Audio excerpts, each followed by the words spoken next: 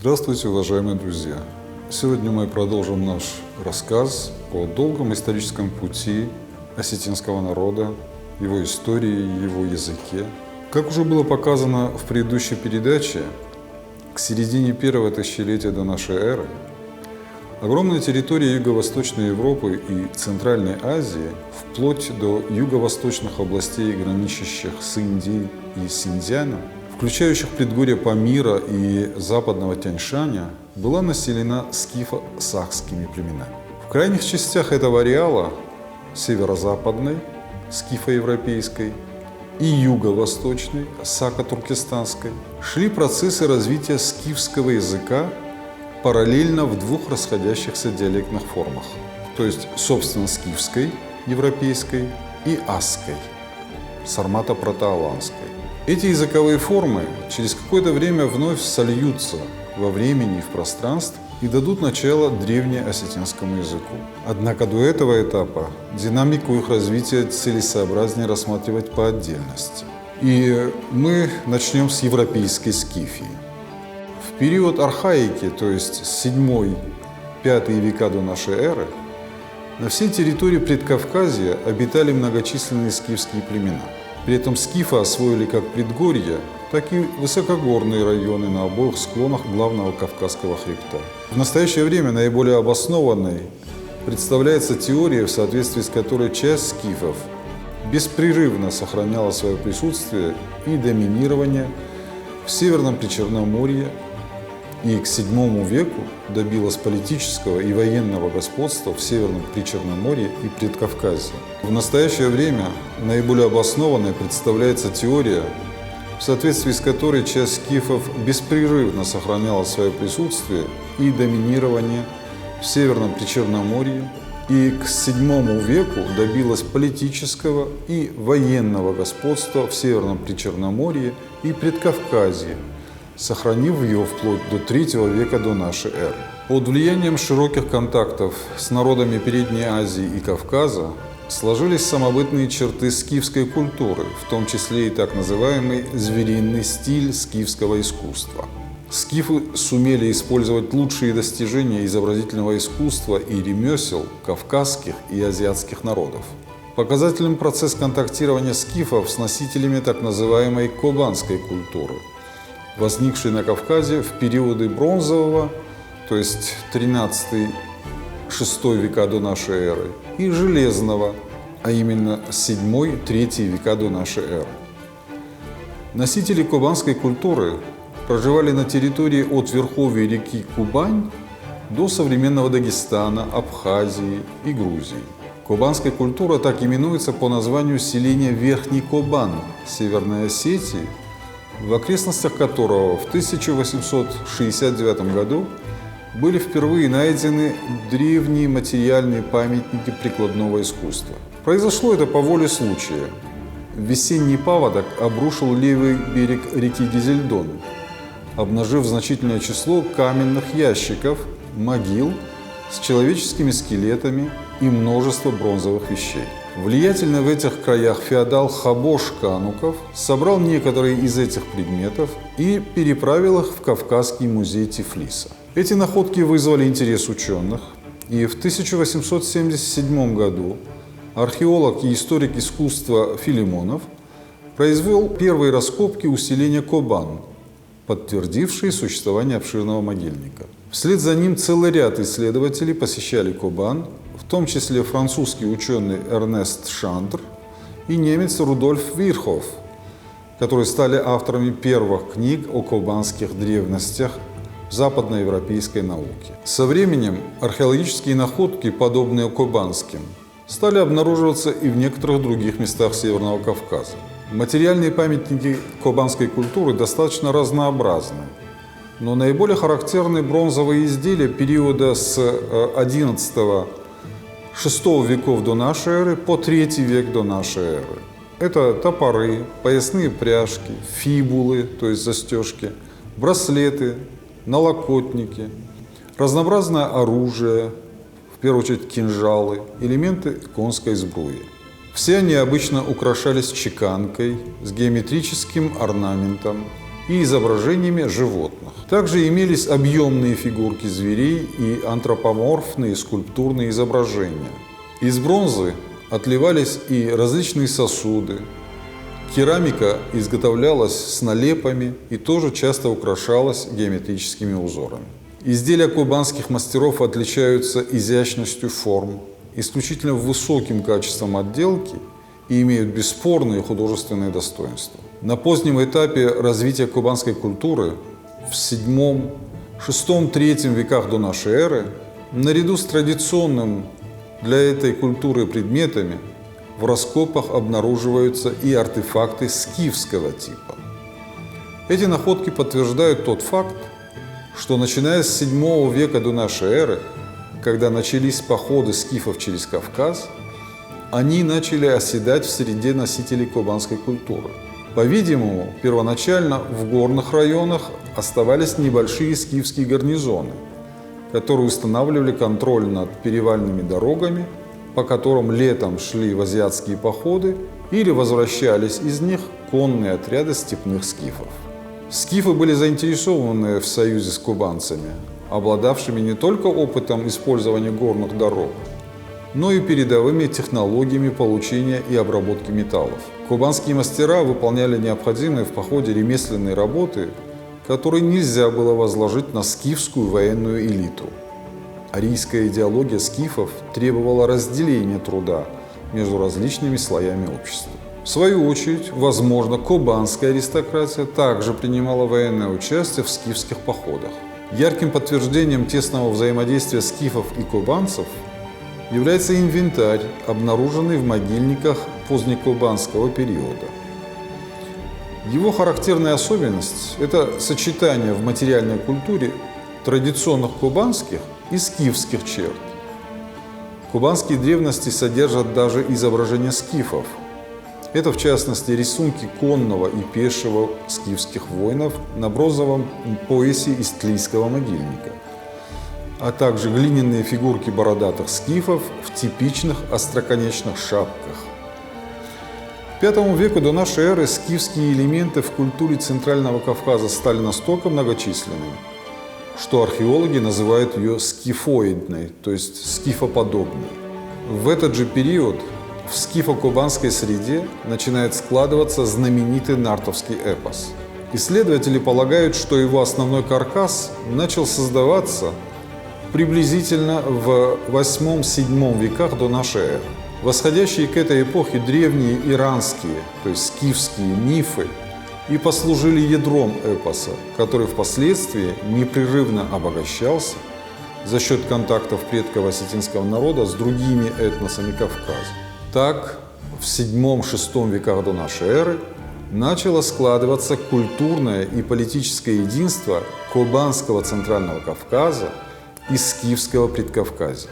На последующих этапах истории это единство привело к этнической общности в результате того, что кубанское население постепенно растворилось в скифской среде.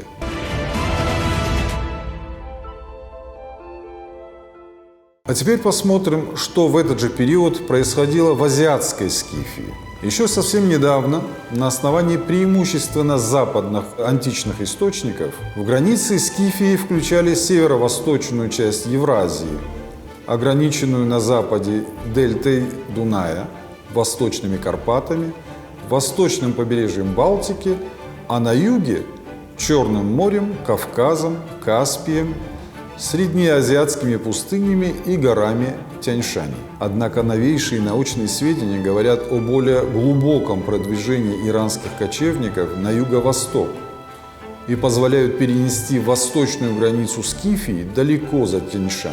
В индийских и китайских источниках упоминаются скифо-сакские племена, обитавшие к востоку от Средней Азии, в западной части китайского Туркестана. Это современная китайская провинция Синьцзянь. Напомним, что эти сакские племена ранее обитали в юго-восточной Европе, являясь частью общескифского массива, отколовшись от которого они мигрировали в Центральную Азию и далее на восток.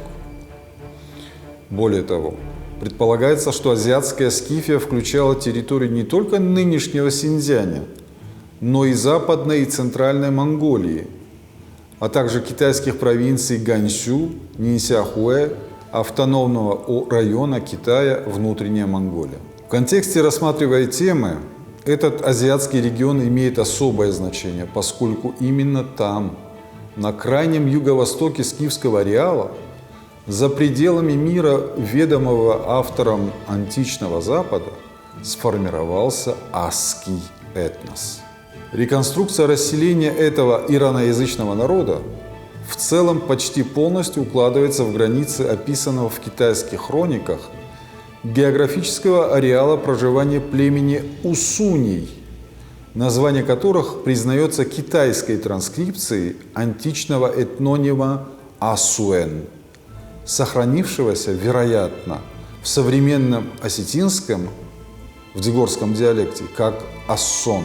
Предполагается, что речь идет о первичном самоназвании Алан, а географический ареал исторической прародины Асов-Алан был на территории, охватывающей Туран, то есть Восточный Туркестан, Саяна-Алтай, Туву, Забайкалье, внутреннюю и внешнюю Монголию.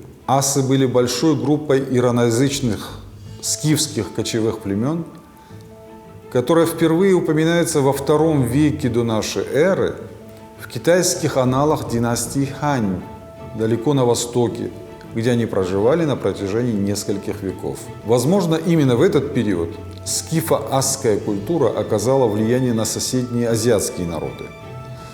Так, например, японский исследователь Ацухито Йосида считает, что результатом такого контактирования является появление в японской эпонимике имени и самого образа великой богини японцев Аматерасу, которую он связывает с фигурой и именем прародительницы нартов Дзерасы.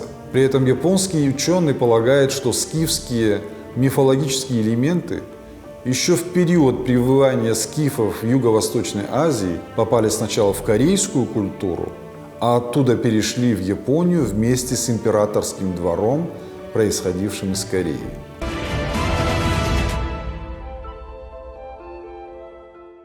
В IV веке до нашей эры в Восточном Туркестане начались масштабные этнические подвижки, вызванные расширением Китайской империи. Под натиском китайцев усуни, асы, были вынуждены уйти в предгорье монгольского Алтая. Пребывание предков осетин в этом регионе подтверждается, к примеру, тем фактом, что в осетинском языке названия серебра, меди, свинца, Урала алтайского происхождения. На рубеже III-II веков до нашей эры часть асов двинулась на запад по северной кромке южносибирских и приуральских степей и вышла к границам европейской цивилизации, начав осваивать просторы Северного Причерноморья и Северного Кавказа. Этот авангард ассов, вернувшийся в европейскую Скифию, известен в истории под именем сарматов-языгов. Основная асская орда, остававшаяся на монгольском Алтае, столкнулась с мощными гунскими племенами и была вынуждена в середине II века до нашей эры отправиться на юго-запад, в Центральную Азию, в сердце Сакского ареала.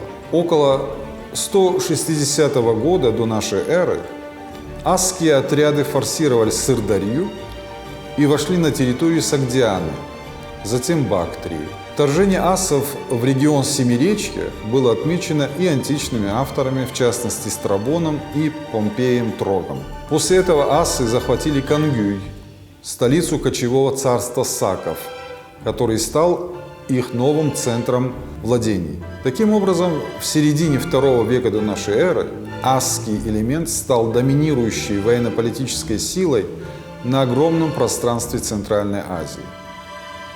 В этот период ассы вошли в активный контакт с родственными ираноязычными народами Центрально-Азиатского региона, говорившими на западно-иранских языках. Современный осетинский языковой материал сохраняет многочисленные следы контактов, которые ассы-аланы имели в этот период с родственными иранскими народами среднеазиатского ареала. Во второй половине II века до нашей эры часть асских племен, покинув центральноазиатский регион, вышла к границам азиатской, а затем и европейской Сарматии, где очень скоро стала доминирующей военно-политической силой. При этом ассы уже попадают в поле зрения западных авторов, у которых они называются, естественно, не теми именами, которые они носили в китайских хрониках, а фигурируют под собственными названиями – аорсы, сираки, роксоланы, объединенными общим термином «сарматы». В частности, пребывание роксолан на востоке Европы между Днепром и Дунаем на рубежах Римской империи документируется со II века до нашей эры по IV век нашей эры. Другие сарматские племена, аорсы и сираки, уже на рубеже II-I веков до нашей эры были на Северном Кавказе, а в I веке до нашей эры и I веке новой эры пребывание аорсов отмечается между Нижним Доном и северо-западным побережьем Каспия. Важнейшей исторической вехой в очередном продвижении остававшихся в Средней Азии ассов-алан на север и северо-запад стал захват государства массагетов Янцзай в I веке до нашей эры, открывший им выход на великие просторы евразийских степей. При этом события эти должны были произойти не позднее 35 года новой эры, поскольку достоверно известно, что ассы-аланы именно в этом году, выступив из Янцзая по приглашению иберийского царя Фарасмана, прошли через Дарьяльское ущелье в Закавказье и разгромили парфянский экспедиционный корпус в Армении. Таким образом, к началу новой эры в Северном Причерноморье и Предкавказье в начавшийся 2 веками раньше процесс смешения генетически родственных скифского и сарматского этносов и языков был вовлечен третий родственный этноязыковой компонент – аланский. Подведем краткий итог нашего исторического экскурса. Итак, во втором тысячелетии до нашей эры основная масса иранцев, в том числе и некоторые скифские племена, ушла из юго-восточной Европы в Среднюю Азию. Часть скифов-землепашцев продолжала оставаться в южноевропейских степях, а в VIII веке до нашей эры сюда же вернулась из азиатских миграций еще одна группа кочевых или так называемых царских скифов. Это население Северного Причерноморья и получило название собственно скифов. Остальные их сородичи, известные в истории под общим названием саков, укрепились в Центральной Азии. При этом часть из них, именовавшие себя ассами, продвинулась далеко на восток, до территории современного Китая, оставив о себе память в китайских аналах под названием Усуней. В III-II веке до нашей эры от основной массы ассов откололась группа, которая через южно-уральские степи вышла в Северное Причерноморье, став известной в западных хрониках под названием сарматов-языгов. При этом не исключено, что имя сармат языги могли унаследовать от местных савроматов в подобной усеченной форме. Эти сарматские племена установили свое господство на Северном Кавказе и в Причерноморье и вошли в тесный контакт с местными скифами, постепенно ассимилируя их. Некоторое время спустя основная часть туркестанских ассов передвинулась в Центральную Азию, в регион Семиречья и захватила его. После этого оттуда на европейскую Скифию накатилась вторая волна асских племен – роксолан, аорсов и сираков, которые в западных памятниках были объединены со своими сородичами, языгами, ранее вернувшимися в эти края. Были объединены новым племенным названием последних – сарматы. Естественно, что прибытие новой массы ассов только ускорило процесс политического, военного и культурно-языкового возвышения восточных репатриантов – сарматов над скифами. При этом установление господства сарматских племен не означало исчезновение скифского населения, а приводило к их смешению. Позднее, в начале новой эры, в Причерноморский и Северокавказский ареал вернулась еще одна группа ассов – алан. Догнав своих соплеменников, ранее двумя волнами смешавшихся с европейскими скифами, они в свою очередь также постепенно ассимилировались с ними, дав им всем свое название – алан. Начиная именно с этого периода, то есть с начала новой эры, после возвращения сармато-аланских племен на территорию Северного Причерноморья и Северного Кавказа и их смешение с удерживавшими эти территории на протяжении нескольких веков родственными скифскими племенами, можно говорить о зарождении, собственно, древнеосетинского языка и, соответственно, древнеосетинского народа, еще несколько веков продолжавшего сохранять одновременно названия сарматы, аланы, ассы.